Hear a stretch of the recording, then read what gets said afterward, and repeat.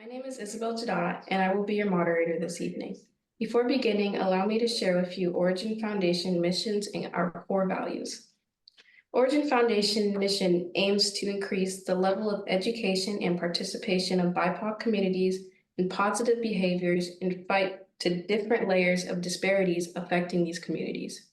Our core values cover authenticity, being true to ourselves and our originality, preservation, to give honor to knowledge that has been transmitted through generations and conserving the important aspects that define culture, respect, we keep in high regard each other's contributions to our joint journeys, recognizing individuals' importance and value, integrity, honesty mirrored through our moral compass that uphold our actions, and sharing, to occupy a collective space of love to promote exchange and growth.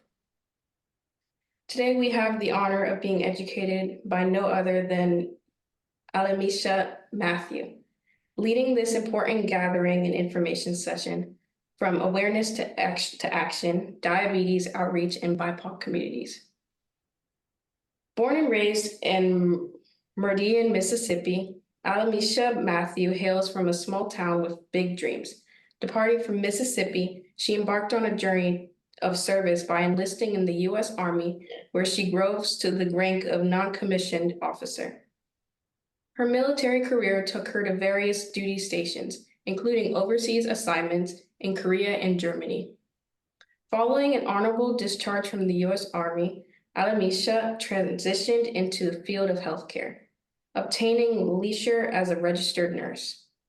Her professional journey has been diverse, encompassing roles in the emergency department, recreation treatment facility, behavioral health, substance abuse, and home health. Notably, her contributions extend beyond clinical practice. Her research conducted at the Veterans Affairs Hospital in Oklahoma City and Tampa led to policy changes that positively impact the health outcome of veterans. As a highly sought-after professional, her community involvement is extensive, from providing disease management education to engaging in public speaking and advocating for various causes. Altamisha is dedicated to making a difference. Her team shares her passion for their work, taking immense pride in the positive outcomes they deliver to their clients. Beyond her professional pursuits, Altamisha finds joy in traveling and in exploring local food and cultural events. Her mission is clear: to bridge the gap between the hospital and community, with a focus on highlighting disparities among BIPOC communities and LGBT communities worldwide. Through education, philanthropy, and advocacy, she aims to guide individuals in optimizing their health and living authentically. Let us welcome Altamisha Matthew.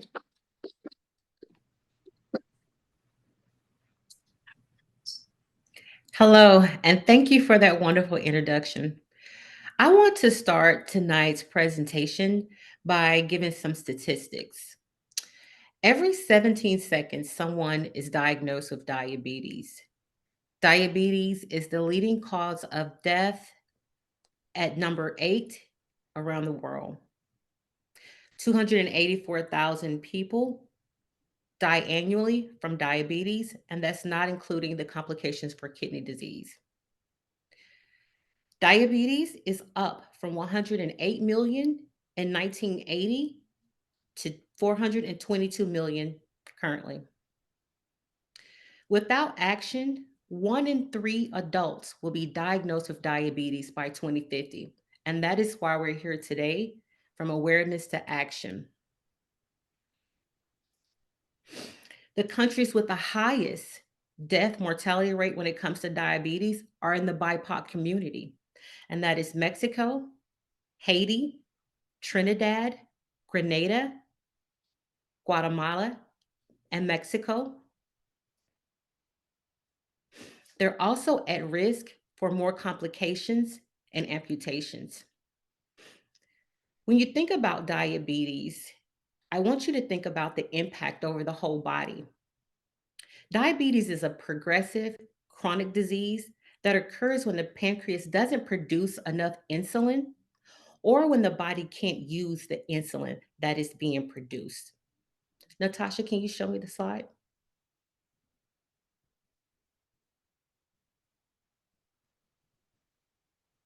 Natasha, the slide.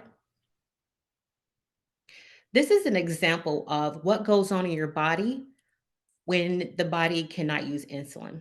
When you eat food, the food goes into your body, into your bloodstream, and it turns into glucose. In order for the cell to use the glucose, the pancreas has to produce insulin. Insulin is the key that goes to the cell and attaches to the insulin receptor and unlocks it so that glucose can enter the cell and turn into energy for the body to use. When we abuse sugar and continue to eat excess amounts of sugar, the pancreas can't keep up. So the pancreas is producing enormous amounts of insulin and eventually it gets worn out. So the blood sugar continues to stay high and blood stays in the bloodstream. That is when you get damage to your blood vessels and other organ systems. Thank you. The three types of common diabetes are type 1 diabetes insipidus, and that it makes up about 10% of the cases of diabetes, and it's normally found in juveniles. Diabetes insipidus is an abrupt onset, and it can often lead to ketoacidosis. And again, it's primarily found in children.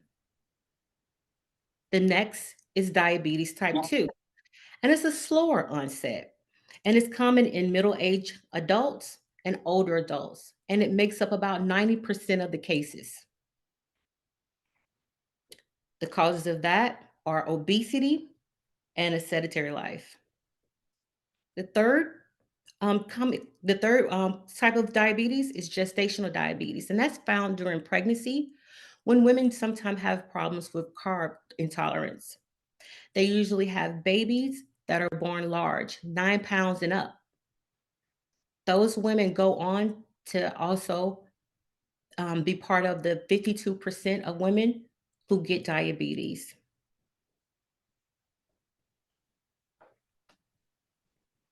Diabetes in the BIPOC community is important to be talked about because we are at greater risk for complications and we have the majority of the case. African Americans, American Indians, Latinos, and Asian Americans are those at risk. They also have greater risk for amputation as well. Some of those risk factors for diabetes include a family history, obesity, smoking, again, living a sedentary, inactive life, which I feel makes sense when you consider from 1980, 108 million cases to now 422 million cases. And the difference you see is we started being on the internet more, watching TV more, less outside play. Having an HDL, and that's high density lipoproteins, less than 35. Having a history of vascular disease, and having a history of PCOS also are risk factors for diabetes. I'm going to cover some symptoms I want you to be aware of that will let you know if you're having some issues to go and seek help from your medical professional or your private care manager. And that is polydipsia, which is an increased thirst, polyuria, which is frequent urination, excessive eating, if you're constantly craving food, becoming irritable and lacking focus, like when you just can't concentrate, that means that your blood sugar could be low. A sudden weight loss when you're not trying to lose weight or exercising, blurry vision, tingling in your hands and other limbs, slow healing of your wounds, and lethargy, just feeling kind of tired or comatose. Those are some symptoms that you could be experiencing diabetes type 2. If you feel like you're experiencing those symptoms, please consult your private care manager and request blood tests. Ask for a hemoglobin AC. Your hemoglobin A1C, it's going to be a 90-day measure of your blood sugars, and it's going to let you know what you've been averaging for the past 2 to 3 months. The ranges vary between labs. They can be between 5.6 or 6.1.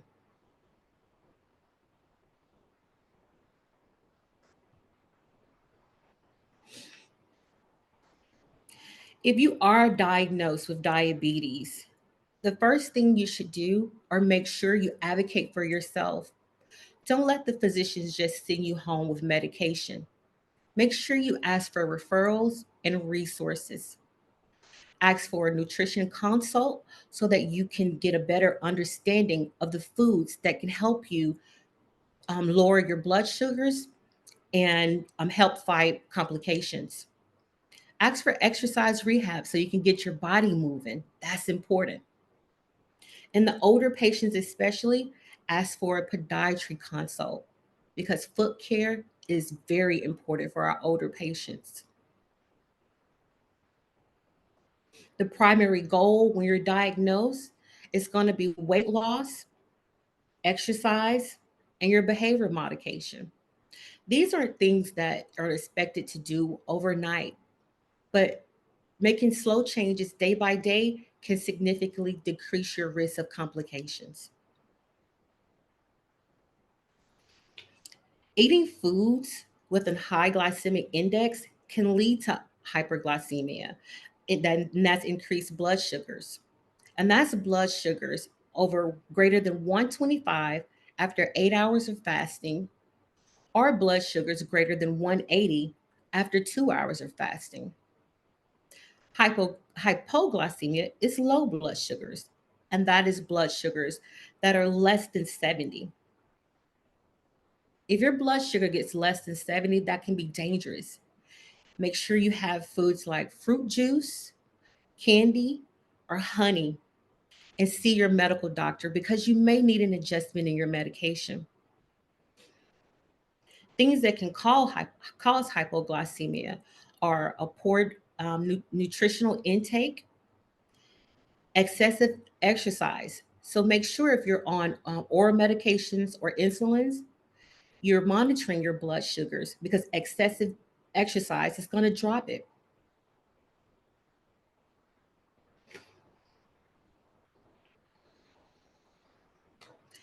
Again, drug therapy is a common way that doctors treat diabetes, and that's either oral or by injection medication.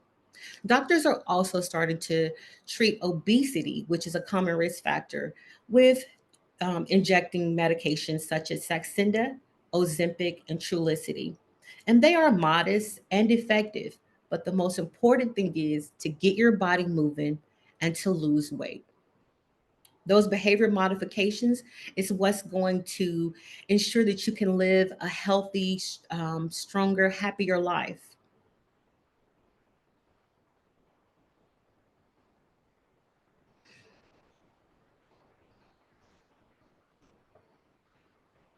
Common oral medications are going to be miglotrol, arcobos, and metformin. Also, prandian and glucotrol. Those are some common oral medications. Your injectable medications are going to be your short, your rapid, intermediate, and long acting insulins. The insulins can be used separate to manage blood sugar, or they can be used together.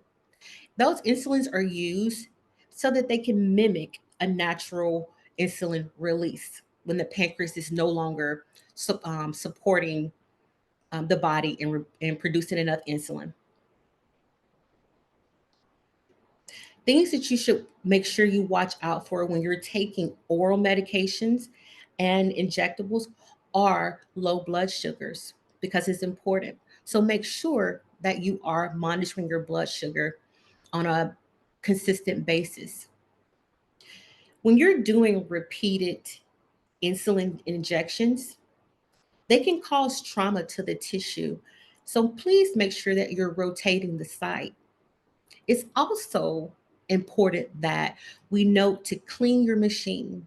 Clean your machine very good and calibrate it so that you can get accurate readings. Another thing you want to do is to wash your hands. In a diabetic person, the hardest thing to do is to um, bounce back from an infection because it's hard to heal your wounds. So you want to make sure you keep your hands very clean and your injection site very clean before you prick your finger as well.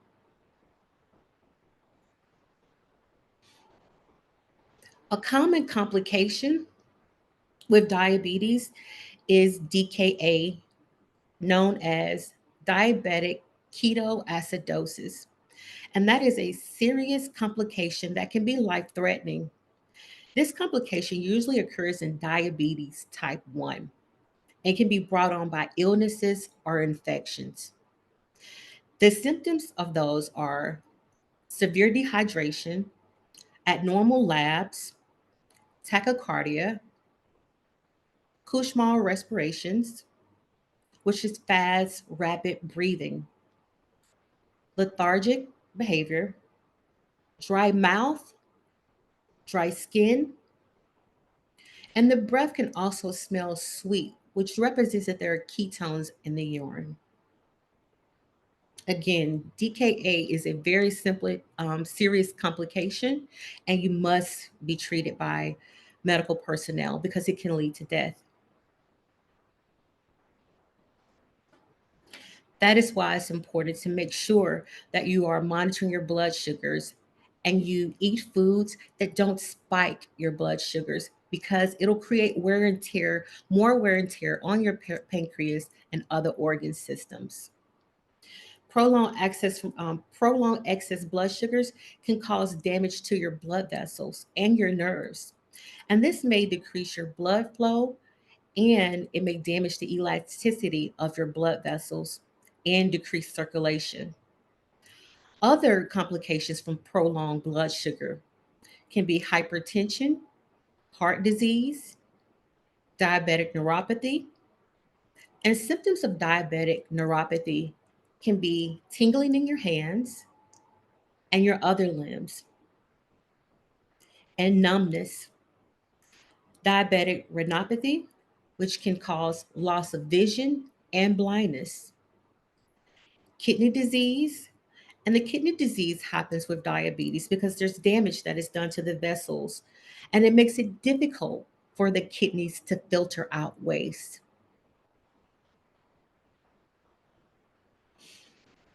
Other complications are disturbed sensory perception, urinary tract infections, and non healing foot ulcers. Non healing foot ulcers are one of the leading causes of hospitalizations when it comes to diabetes. If you have an older person with diabetes, make sure you are examining their feet. This is important because of their decreased sensory perception. They won't feel pressure or pain if they have an injury to their feet, and that can lead to ulcers that can be poor healing and lead to amputations. So it's very dangerous. Make sure that they have proper footwear and that they fit well and they have good grip.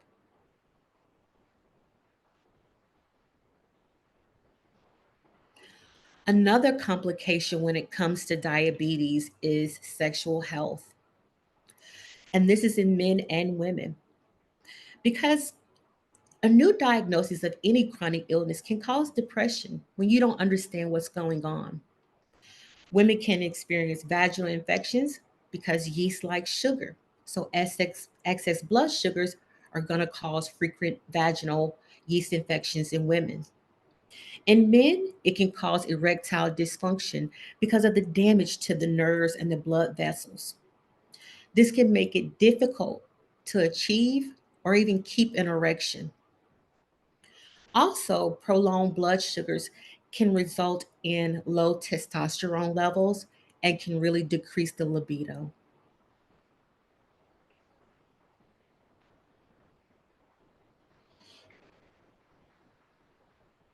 The things I want to talk about when it comes to awareness is the action.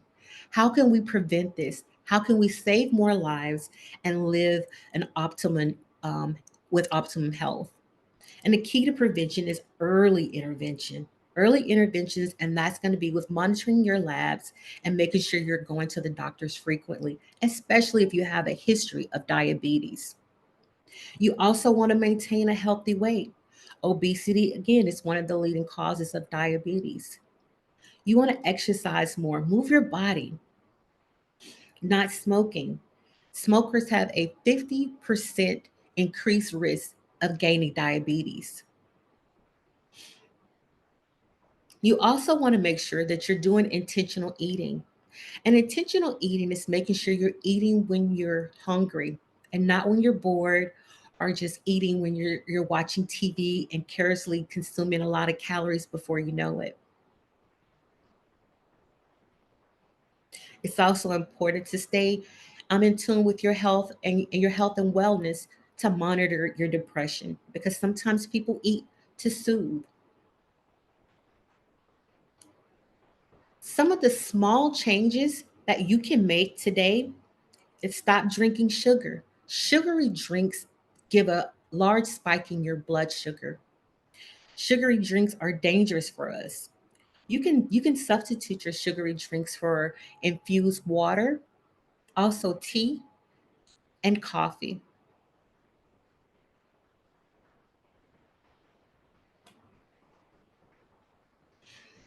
Another thing we can do that can be a small change is to exercise.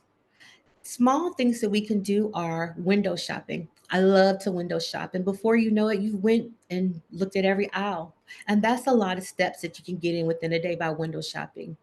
Walking your pet, taking the stairs instead of the elevator, standing to do tasks. Standing to do tasks can burn a lot of calories. Dancing, swimming, joining an athletic team. Gym classes are also a good way to get exercise. Switching your diet or making modifications in your diet to a healthier lifestyle can also help decrease your risk. Switching to whole grains like oats, and these are oats here. And I don't endorse any of these products, and I'm not being sponsored by any of these products or being paid. I'm just using it for educational purposes. Also, quinoa is another good whole grain,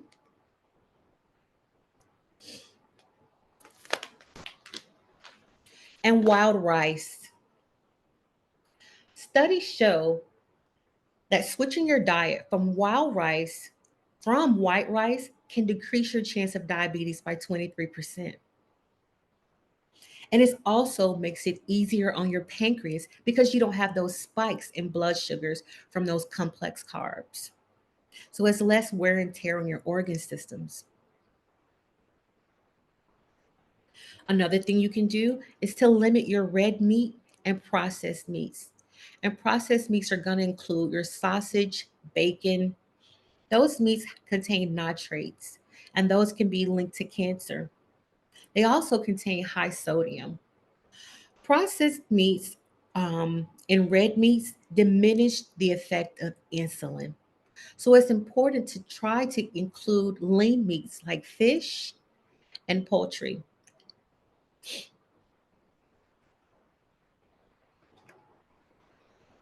A plant based diet can also reduce your risk of diabetes by 23%.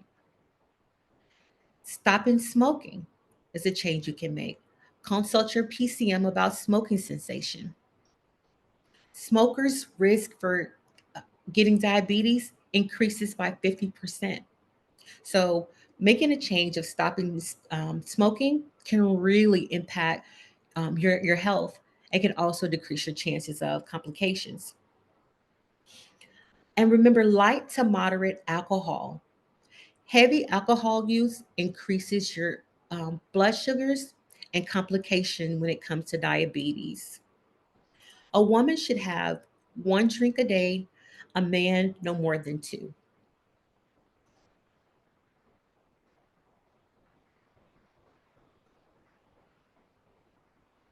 Another thing is to natural switch out some of your sugars for natural sugars.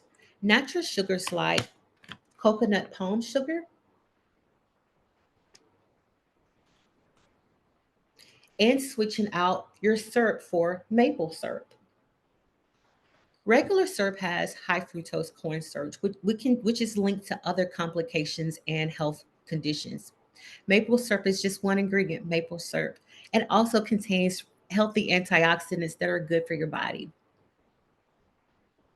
When you think about healthy fat, you want to think about eating more HDLs. Those are your fats that's high density lipoproteins, and they are good for your heart. Your high density lipoproteins are essential to your body, and they are polyunsaturated. That's going to be sardines, avocado, chia seeds, which can also help you stay fuller longer, flax seeds, salmon, and walnuts. Walnuts are a really good alternative for healthy snacks, nuts in general. Trans fat, which contain LDLs, which is low density lipoproteins, your bad cholesterol, can really increase your chances of diabetes. Your trans fats are going to be fried foods, margarine, your lickies and chewies, which are your baked goods, cookies, cakes, and pies, and candy. Those things spike your blood sugar and again cause a lot of wear and tear on your body and your body systems.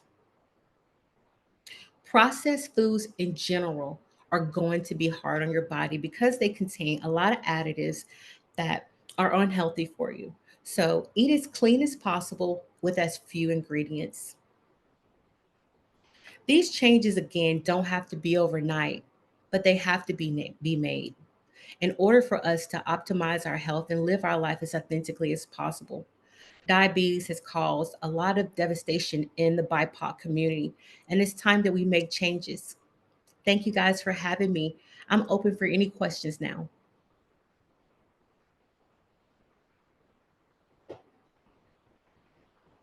So you can either raise your hand or just go ahead and ask your question.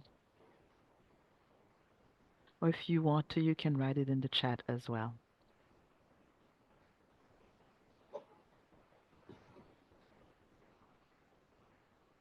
Well, I have a question. When it comes to let me open my camera. There you go. When it comes to those new medications that are those injections in order to lose weight, is this something that they need to take once a day, once a week, or multiple times a day? And how effective are they compared to physical activity? So two Mhm. parts. The medication Ozempic, which is one that a lot of people like, is pretty common. It's a once a week injection. People like that one. The Saxenda and Trulicity are a daily injection. The effects of the medication are modest. Doctors like them, but they are no replacement for exercise, diet, and behavior modification. You have to accompany the medication with lifestyle changes. Mhm. Thank you.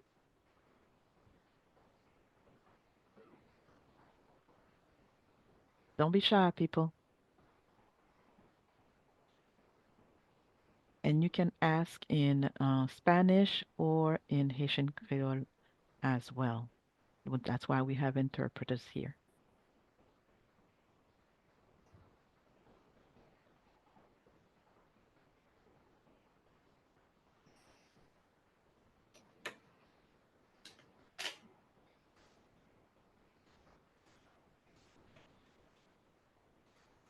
I have another question then. um, um, how would somebody who has diabetes or who doesn't know if they have diabetes um, recognize the sign of either hypo, low blood sugar, or hyper. I think you went over it, but just to repeat it again, because I'm trying to write it in the chat at the same time. Okay. Hyper blood sugar, you're going to have excessive thirst, excessive hunger. You're going to be, um, you can have sweating. It can come with weight loss, unexpected weight loss. If, like, if you're not exercising or you're not intending to lose weight and you just start losing weight, that could be a sign of hypoglycemia, hyperglycemia.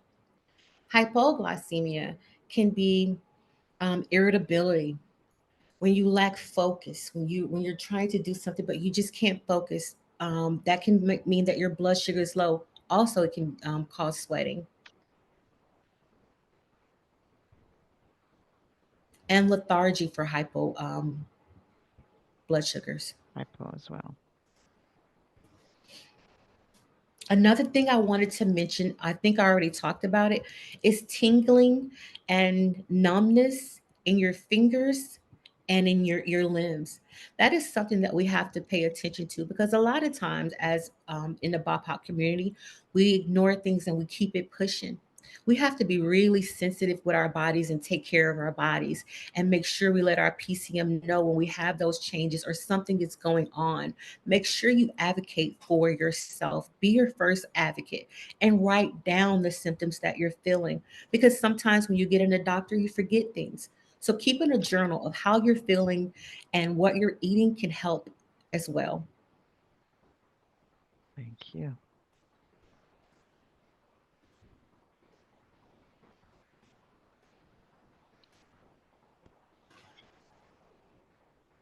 The floor is open. The chat is open.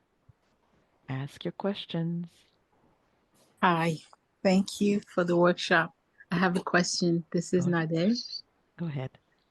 Um, how should we adapt our, or what modification, what do we need to eat if we notice that the diabetes that we have is making us extremely fat? Like we're already eating the fish, we're already eating the right grains, but it seems like it's not doing anything with the weight portion the of our health issues. Any recommendations on the diet, how we can tweak it to make it help also with having a proper, I guess, BMI? Yes, I if you're eating a, a normal, well, not a normal, but a heart healthy diet, and a diet that is consistent with your diabetes, make sure that your PCM puts you in to see a nutritionist that can really go over a meal plan that is going to help precipitate weight loss. Also, make sure you are combining the diet with exercise. Exercise is important for weight loss. Another reason why I would like for you to keep a journal is to go to your doctor, because if you're doing all of these things and still not losing weight, there could be something else going on. So consult your doctor. If you're implementing everything and all the behavior modifications, consult your PCM and let them know that you're still struggling to lose the weight.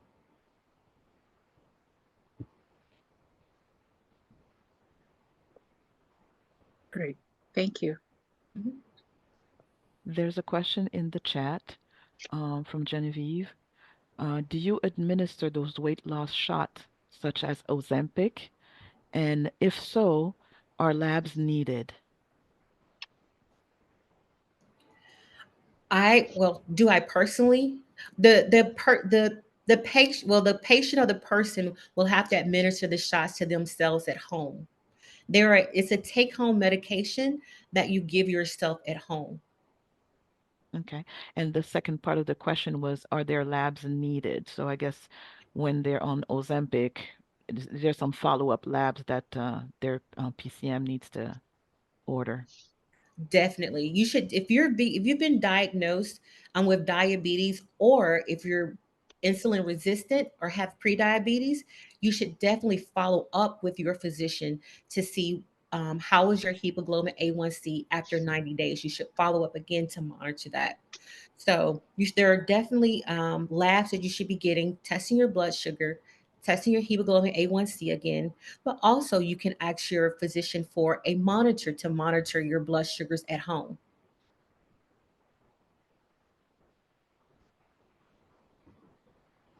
Thank you.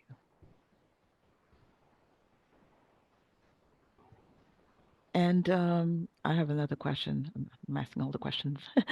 um, Between the Dexcom, the monitor that is, I don't say permanently, but the one that they keep on their skin, compared to the glucomonitor, can you like elaborate on the two, or maybe do a side-by-side comparison and how people, which one should be the one to ask, or, you know, do a comparison? Mm. I feel that the monitor that stays on you permanently is a really good option because you don't have to worry about pricking your finger, especially if you're having complications with neuropathy or circulation, when it comes to blood and getting enough blood on the strip. I feel like the monitor that stays on you is a very good option for a lot of patients, and patients prefer it instead of getting stuck every day. Okay. And those monitors like the Dexcom gives you a reading throughout the day, so that way you can see where you spike, and you can have it like on an app on your phone. Yes, yes. And Okay. that's really good when you can see, oh, I ate that pizza and now my blood sugar is spiked, or my blood sugar is spiking after I eat chickpeas. You can know maybe I need to do a little exercise after. You can see which foods cause a spike and what's going on with you. And something else that I want to add, if you are a diabetic, it's important to make sure that you remain as healthy as possible and get your vaccines, because when you get illnesses, it can cause more complications than someone else. Also, getting flu shots can make your blood sugar spike as well. Getting sick can make your blood sugar spike as well. So try to stay as healthy as possible and to maintain a healthy lifestyle. And I'm gonna piggyback on this question. Is there some medication? I know there's like prednisone that may end up spiking your sugar. Is there other medication that you have to be, or family of medication that you have to be aware of when you're diabetic, if you're on medication, that may end up making your blood sugar fluctuate? Besides vaccine and steroids, I don't have a list in front of me now, but I know that your PCM is going to be aware of, or should be aware of, medications that are going to spike it. Um, That's yeah, okay. those are the main medications I know. Steroids and vaccines are going to be medications that can cause a spike in your blood sugar. Okay. If you want to piggyback on some more medications, Natasha, that would be great. Okay. There's some antibiotics also that when you're on antibiotics, to keep an eye on your blood sugar, because they can either make them higher, or they can lower the efficacy of your oral medication or insulin. So when you think that your blood sugar is normal, it's more because your oral medication is not working. So keep an eye also on with antibiotics.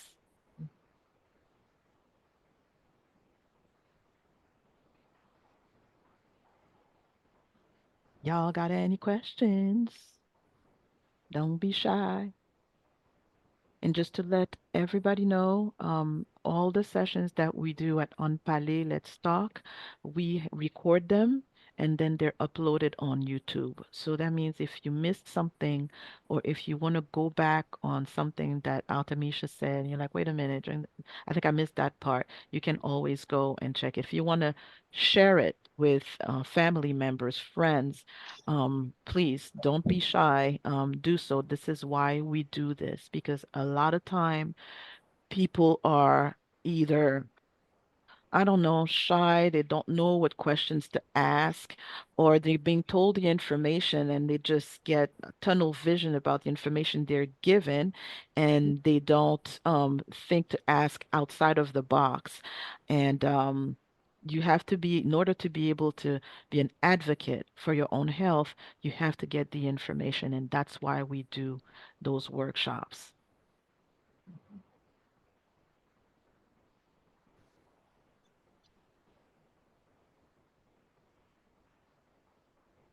Everybody's quiet.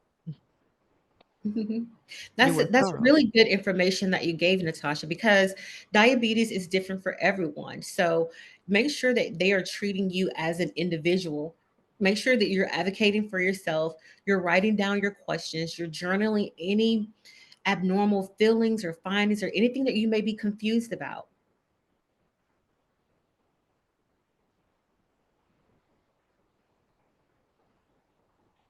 And I'm going to add, very important that you keep an eye on anything that you feel is different about your body, because a lot of people are pre-diabetic and have no idea that they are. So again, if you are feeling thirsty more often, if you are urinating more often, don't just go, I'm dehydrated. Ah, I'm just peeing, and pay attention, write it down, ask your doctor, because you may be pre-diabetic and you don't know it, and it doesn't get better by itself. You have to take that bull by the horn. And the thing with diabetes type 2 is there can be no symptoms at all. So it's important that you're going to the doctor, especially if you have a history in your family with your grandparents or your mom or dad have diabetes. It's important that you're getting regular checkups with your doctor and you're monitoring your blood sugars and hemoglobin A1Cs because you could have no symptoms at all. Mhm.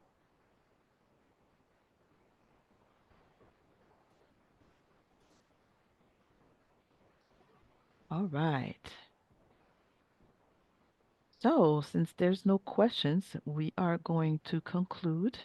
I'm going to ask you, Altamisha, to give us information about your services if people want to contact you to get more information, to talk about Altamash health and wellness. Hello. Altamash, Wait, did someone somebody's have on the, yeah, it's just, let me see which one that I have to mute. Okay, there you go. Yes, go ahead. Go ahead. did someone have a question? I see in the chat, I see somebody, Genevieve, says, do not get discouraged. Type 2 diabetes is reversible.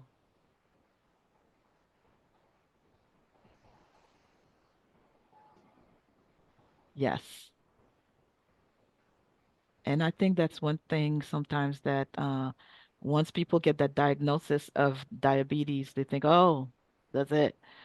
Mhm. No, if you manage and control it, you can reverse it, but you have to be persistent about it, and you Mhm. have to keep an eye on what you eat and your physical activity. Definitely. Definitely. Making those lifestyle changes is the most important thing for diabetes. And again, you don't have to make them overnight. Slight changes like stop eating white rice and switching to whole grain can decrease your risk of complications and help prevent diabetes by 26%.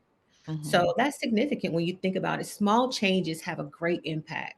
mm-hmm, definitely. I see a question in the chat.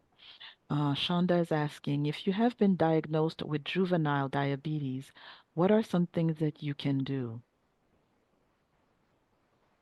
Mm. For juvenile diabetes, it's going to be really important that you are consistent with your care. A lot of times, children may struggle with being consistent with diet, talking to their parents because it's a difference. They know that there is a difference with them and the fact that they have to be monitored. So being consistent with your care and making sure you have a meal plan that is specific for you and that the child is going to enjoy. If you make a meal plan and it's just Brussels sprouts and fish and they don't like that, then they're not going to eat and they're going to look for those options that aren't so healthy. I think another thing for juvenile diabetes that helps is finding healthy snacks that don't have a high glycemic index, because a lot of times this juvenile diabetes is found in our younger population. So finding healthy snacks also helps them. But a nutritionist and making sure that you have a team that is going to provide resources and tools that can help you manage your diet and your life.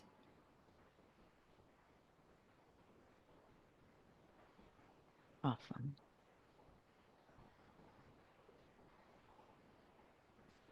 All right.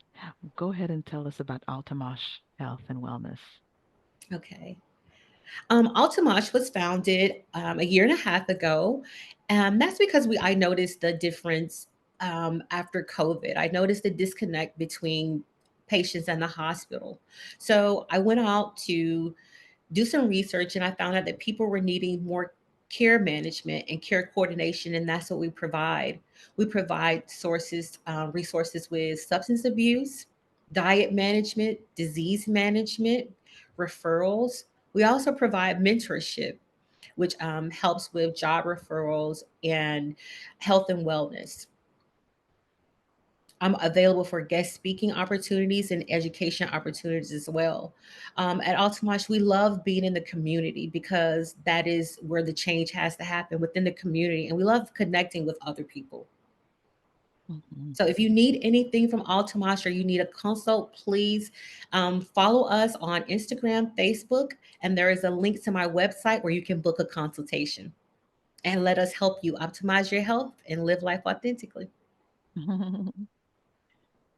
And this is why we have you as a guest speaker, because your mission pretty much aligns with Origin's mission and with the MIND program that we are putting together in order to launch soon. We're looking for healthcare providers, healthcare professionals in the community that have the same type of vision as us to encourage the population to advocate for themselves, especially the BIPOC community, and to help them educate themselves and to serve as support, because a lot of time people get told the information and then they don't know what to do with it.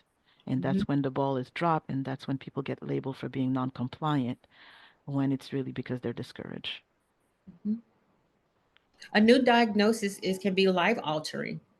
It's Hmm. scary. So without support, it can be challenging to navigate those things. And that's why we're here. We're here to be the support. We're here to be that voice, that person to help you navigate the challenges of a new diagnosis and your health and wellness needs. Definitely. You guys have any questions? As if there's no more questions, I am going to close out this session. I want to once again, we usually have our sessions um, in person at Accent Style Boutique, and also as you can see online. And we had like a little last minute dance that we had to do. There was like circumstances that we couldn't, out of our control, as they say. So it was online, but usually we have it in person and online. So it's a hybrid event.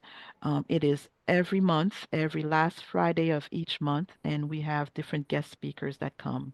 Every other month, you will have Allison White, who is our in-house clinical herbalist, and she usually specializes on gut health. So she gives you all the good stuff that you need to know about herbs and about what you can do in order to improve your digestive health. Because as we know, our health, everything goes through our gut.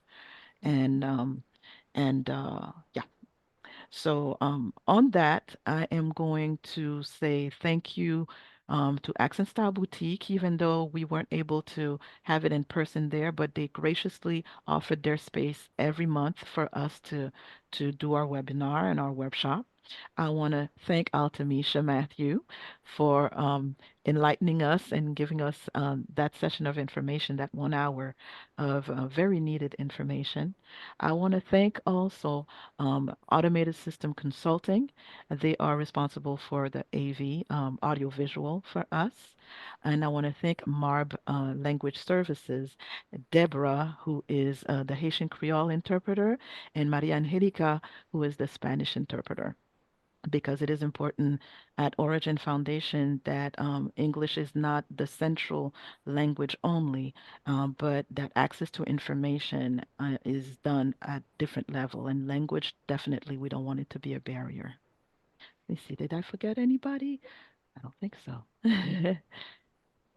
All right. So on that, people have a beautiful weekend and rest. Be mindful of what you put in your body, and have a good night. Good night. Thank you guys for having me. You're welcome. Bye. Bye bye. Bye bye. Good night, everybody.